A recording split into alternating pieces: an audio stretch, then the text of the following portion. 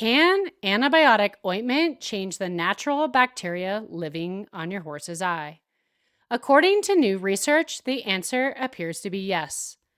Scientists found that topical antibiotics, both with and without corticosteroid, were associated with noticeable changes in the bacterial community of your horse's healthy eyes. Those changes were temporary, but the ocular microbiota did not appear to return to its original state until approximately 3 weeks after treatment ended.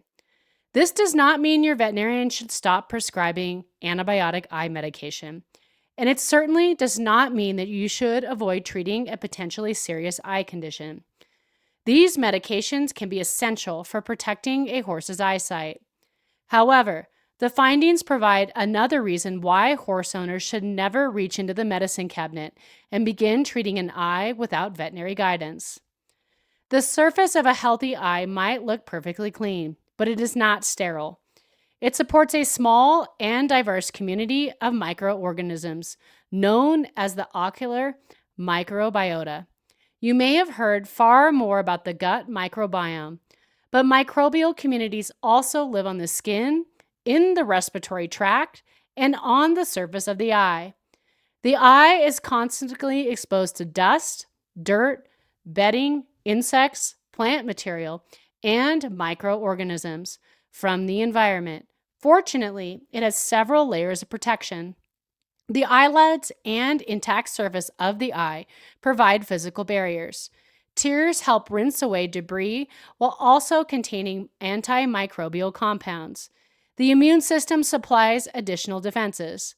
Alongside those protective mechanisms is a resident population of bacteria. Scientists are still working to understand exactly how these organisms interact with the eye, but their presence is normal. Some may help occupy space and use resources that might otherwise be available to harmful organisms. The balance of this community could therefore be important, even if researchers do not yet understand every organism's role. Traditionally, veterinarians and researchers studied bacteria by collecting samples and attempting to grow the organisms in a laboratory. However, many bacteria are difficult or impossible to grow under standard cultural conditions. A culture that produces no bacterial growth does not necessarily prove that no bacteria is present. Modern DNA sequencing can reveal a much broader microbial community. That is the approach researchers used in this study, which was published in Frontiers in Microbiology. The study included 12 healthy horses from University of Florida's Equine Research Herd. Each horse received a complete eye examination to confirm that there were no existing ocular surface disease. Horses with other health problems, a history of ocular surface disease, or systemic antibiotic treatment during the previous 6 months were excluded. The horses were then randomly divided into groups of 6.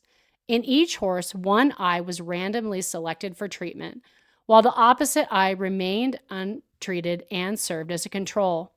The first group received an ophthalmic ointment containing 3 antibiotics, neomycin, polymyxin B, and bactericin.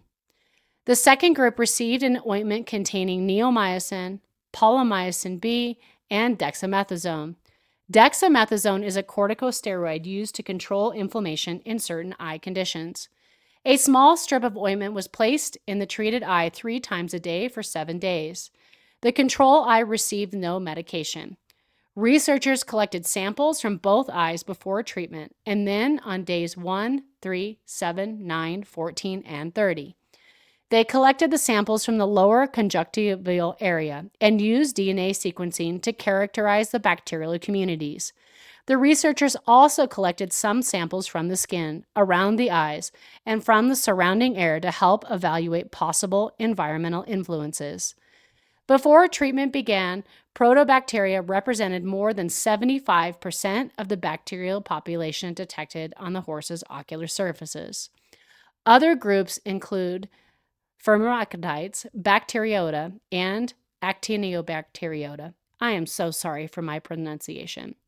At a more specific level, some of the prominent bacteria belong to groups that include Suttonella, Nicotella, Pasteurella, and members of the Moraxaceae family.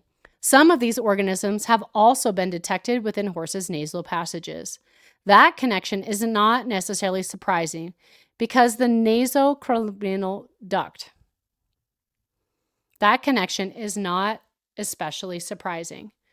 The researchers discovered that the composition of the ocular microbiota changed after treatment began. Protobacteria decreased, while the relative portions of firmicutides and bacteriota increased. Several of the bacterial groups that were prominent before treatment also declined. The changes began very quickly. Differences were detectable as early as the first day after medication was started. The microbial community then gradually moved back towards its original composition. By day 30, approximately 3 weeks after treatment ended, the overall measurements had largely returned to baseline, although some smaller alterations remained. That suggests that a 7-day course of topical eye medication can influence the ocular surface for longer than the medication is actually being administered. One of the most interesting parts of the study, however, was that the untreated control eyes changed too. The changes observed in the treated eye and untreated eyes were broadly similar, although some effects in the control eyes appeared to be delayed or less pronounced. Statistically, time was a more important factor than whether an individual eye received medication. The researchers did not find a significant overall treatment effect or a significant interaction between treatment and time in their main analysis of microbial composition. That makes the findings more complicated than simply saying the antibiotic ointment wiped out certain bacteria.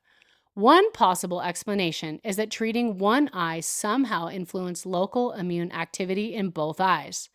Another possibility is that the study, procedures, and changes in the horses' routines affected their ocular bacteria. The horses were repeatedly brought into stocks and stables for treatment and sample collection. Environmental exposure, handling, housing conditions, dust, and other husbandry factors could all influence the low biomass bacterial community on the surface of the eye. The ointment base itself could potentially alter tear film stability, oxygen levels, or other conditions on the treated eye. However, that alone would not adequately explain why the untreated eyes also changed. It is also possible that the bacterial community on the eye naturally fluctuates more than researchers previously realized.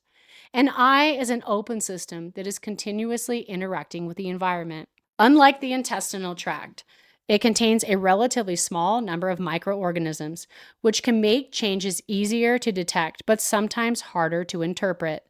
This is an important distinction. The study supports the conclusion that ocular microbial communities change during and after topical treatment, but it cannot prove that the antibiotics alone caused every change observed. The study design also does not allow researchers to determine whether those temporary changes were beneficial, harmful, or clinically significant. All 12 horses began the study with healthy eyes. The research was not conducted on horses with corneal ulcers, infections, recurrent uveitis, or other active diseases. The horses also received follow-up eye examinations, and the researchers did not report that the treatments or sampling caused corneal ulceration or other ocular complications. Therefore, these results should not be interpreted to mean that a prescribed antibiotic ointment will damage a horse's healthy eye. We simply do not have enough evidence to make that claim. The study also does not tell us whether temporarily changing the microbiota affects healing, the risk of infection, or the likelihood that a condition will return. Those questions will require studies involving horses with actual ocular disease.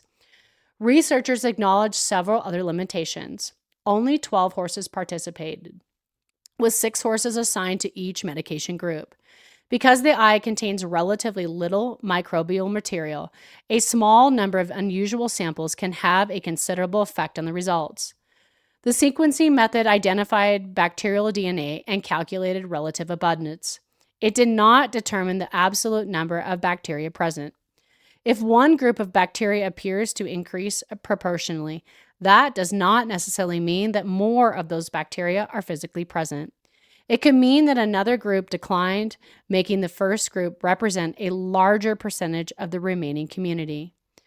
The study also focused primarily on bacteria. It did not provide a complete picture of every fungus, virus, or other microorganism that might be living on the ocular surface. Even low abundance organisms could have important functions that are not yet understood. Despite those limitations, this research has practical relevance for horse owners. Eye medication should be treated differently from a basic topical product placed on the skin. A horse's eye is delicate, and different conditions can look remarkably similar during their early stages. Squinting, tearing, swelling, redness, cloudiness, light sensitivity, or discharge can result from several different problems. These include corneal scratches, ulcers, foreign material, bacterial infections, fungal infections, inflammation inside the eye, blocked tear ducts, and trauma. Choosing medication based only on outward appearance can delay the correct diagnosis. The corticosteroid portion of this discussion is especially important. Corticosteroids can be useful for controlling inflammation in certain properly diagnosed eye conditions. However, they can delay corneal healing, impair some local immune defenses, and potentially make an infection or corneal ulcer worse. A steroid-containing eye medication should never be placed in a horse's eye unless a veterinarian has examined the eye and determined that is appropriate.